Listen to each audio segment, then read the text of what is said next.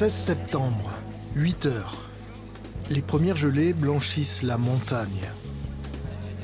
Une centaine de personnes sont montées au-dessus de Luz-Saint-Sauveur jusqu'au quartier de l'Estibes pour assister à un lâcher de bouquetins ibériques.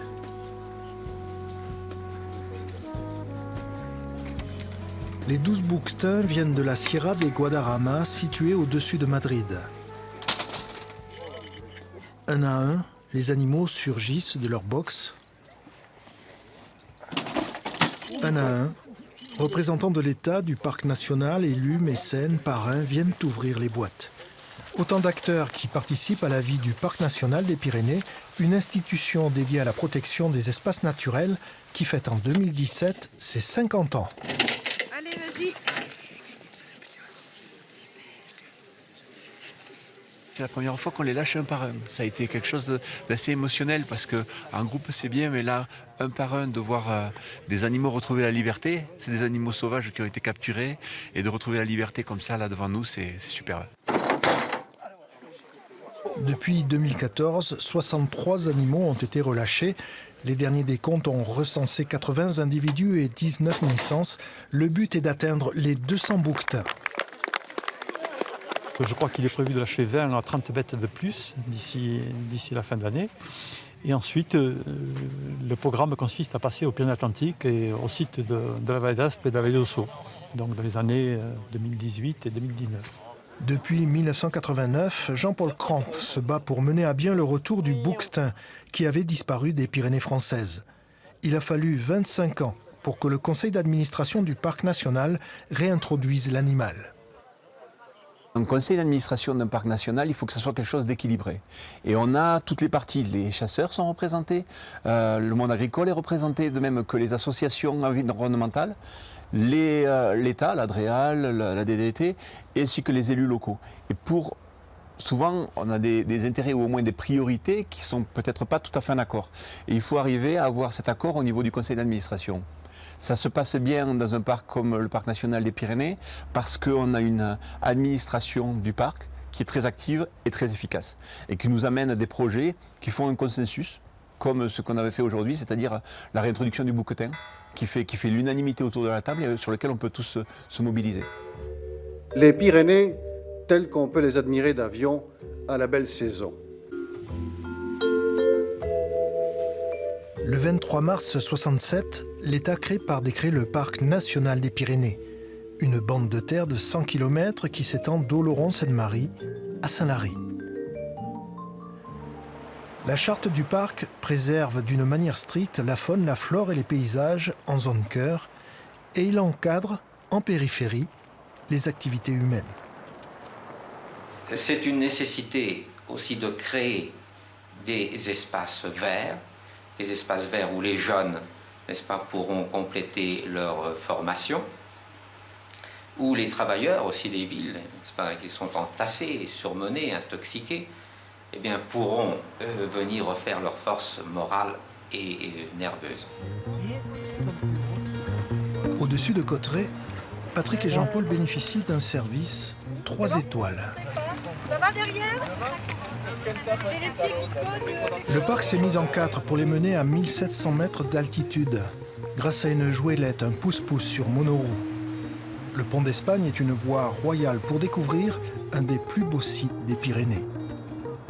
Après avoir emprunté le télésiège de la station de ski, un chemin restauré et de niveau les mène vers les Colchiques et les eaux azur du lac de Gaude. Juste à temps pour l'apéro. Où est-ce qu'on va se poser? On se disait avec Georges, peut-être essayer là et d'avancer dans l'herbe là.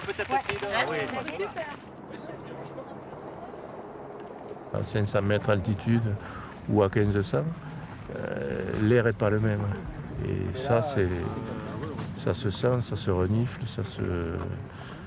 et ça, pour nous, c'est vachement sympa de sentir des atmosphères d'altitude un peu, parce que dans nos quotidiens, c'est un des gros problèmes, quoi. On est coincé en bas. Pour fêter ses 50 ans, le parc national n'a voulu oublier personne. Pendant un an, il a multiplié les initiatives pour ouvrir les montagnes à tous les publics, car le parc veut rester un espace ouvert. Au Pont d'Espagne, en pleine saison, le parking de 1500 places déborde. Et certains jours, les pics de visiteurs frôlent les 10 000 personnes. Et nous sommes en pleine zone cœur, où même en hiver, les stations de ski et de fond fonctionnent. On s'aperçoit qu'ici, on est dans un site extrêmement fréquenté. Vous le disiez très justement, qui est un des sites les plus fréquentés du parc des Hautes-Pyrénées, de Midi-Pyrénées, qui fait partie des grands sites de Midi-Pyrénées. Et malgré tout, c'est extrêmement propre, extrêmement préservé, parce que le parc, avec ses partenaires, donc en particulier ici, Espace Cauterets, la commune de Cauterets, mène cette mission de sensibilisation et de préservation.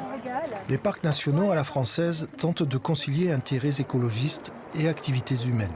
Ce ne sont pas des sanctuaires comme les parcs américains. Exemple à Pranières, où cohabitent l'usine hydroélectrique et le gypaète barbu. Le plus grand des vautours d'Europe occidentale. 2,80 m d'envergure, son rythme de reproduction est lent.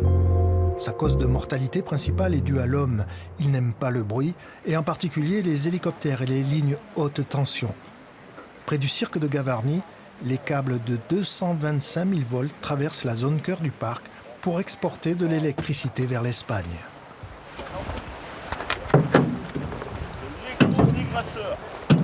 Sur ce site en particulier, on a observé depuis une dizaine d'années plusieurs cas de mortalité, donc 2 exactement.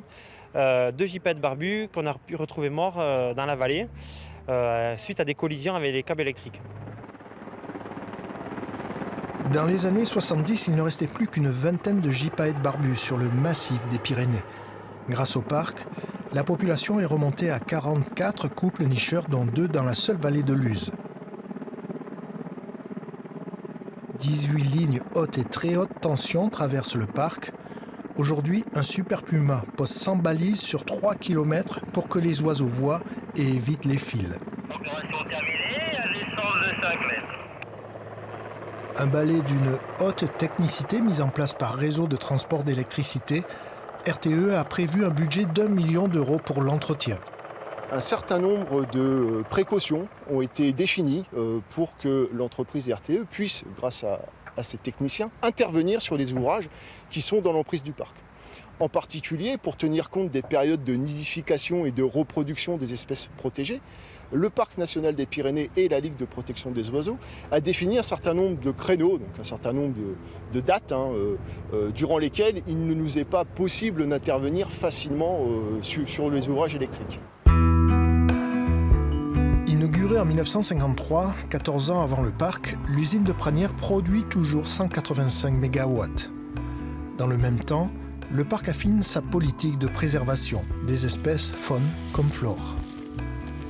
Dans un couloir d'avalanche sur le col du Soulor, 2 agents inspectent une de leurs plus récentes trouvailles, une colonie d'astères des Pyrénées. Ah ouais. Elle est encore en fleurs, on est un peu tard, mais elle est encore en fleurs. Elle n'a été découverte qu'au début des années 2000. Ouais. L'herbe est mouillée, le déplacement ne se fait pas sans prendre certaines précautions. Alors on est bien équipé, souvent quand on veut progresser de manière sûre à s'occuper que des fleurs et pas de notre progression, on met des crampons, les mêmes qu'on utilise sur la glace, ce qui fait que ça nous permet de penser uniquement aux fleurs, de les compter. Sinon c'est compliqué de faire les deux, de glisser et de compter les fleurs. Ouais, à gauche, là, il y a quelques individus aussi. Ouais. Voilà. Une fois par an, les spécialistes viennent constater la santé de la population, un bien précieux, car l'astère ne pousse que dans les Pyrénées. Il n'y en a nulle part dans le monde, mis à part ici. Et il y a environ entre une petite douzaine de localités comme ça, qui ont été recensées. Il y en a 3 en Espagne, et le reste des effectifs de cette plante donc, est réparti sur le versant nord-pyrénéen. 72 agents scrutent ainsi les biotopes de 50 plantes endémiques sur 4000 espèces végétales recensées. La tâche est immense, surtout quand le personnel a perdu 14 postes en 4 ans. Malgré les coupes budgétaires, la botanique compte désormais comme un champ d'études à part entière. Aujourd'hui, le parc national fait partie du paysage, même si depuis le début, il y a toujours eu polémique. En 1967, les Pyrénées-Atlantiques votent à 90% pour rejoindre le parc, seulement près de 50% dans les Hautes-Pyrénées. En 2013, lors du renouvellement d'adhésion, les proportions s'inversent exactement entre Béarn et Bigorre. Le Béarn ressemble à un gruyère. À la tête des frondeurs, Jean Lassalle. En 1989, il a été le premier élu président du parc. Aujourd'hui, il en est l'opposant le plus farouche. Le parc n'a pas à être propriétaire de ce territoire. Le parc n'a pas à imposer une vue extérieure, même maquillée. Le parc peut être un agent de développement au service des territoires. S'il n'a pas à mettre en place une bureaucratie dédiée à cet égard. Et la loi de 2012 a consacré totalement cette vision qui allait totalement à l'encontre de ce que je prônais. Jean Lassalle dénonce l'administration aux mains des lobbies écologistes et revendique l'indépendance des Valéens. 50 ans après, le débat continue entre souci de protection de l'État et volonté d'autonomie de certains. Il semble qu'il y ait eu de grands obstacles au départ pour constituer ces parcs, avec une très grande réticence de la part des collectivités locales et des populations sur le fait qu'on allait sanctuariser des territoires et qu'ils ne pourraient plus en user librement, etc. Je pense qu'aujourd'hui, on a largement dépassé ces craintes de sanctuarisation de territoires et qu'au contraire, l'intérêt de la protection pour l'intérêt général et pour le bien public de ces territoires a largement percolé, à la fois dans les acteurs institutionnels, mais aussi dans l'opinion publique. Les animaux, les fleurs, les paysages ont suscité la création du parc national. Mais depuis toujours, l'homme y a vécu, et en particulier les bergers, les éleveurs. On a toujours travaillé avec le parc national, puisqu'on monte ici depuis les années. Mon père montait avant moi. Mon grand-père a sans doute monté avant moi, oui je crois, j'en suis sûr. Dans la vallée du Tech, Jean-Pierre Cazot a un troupeau de 300 brebis basco-béarnaises. Mais depuis quelque temps, il a l'impression que l'intérêt pour le pastoralisme baisse. L'avenir, il faudrait que le parc se rapproche plus de l'homme qui travaille dans le parc. Au lieu de rester campé, il s'est éloigné de l'homme pour partir sur ce que je disais, sur la faune et la flore.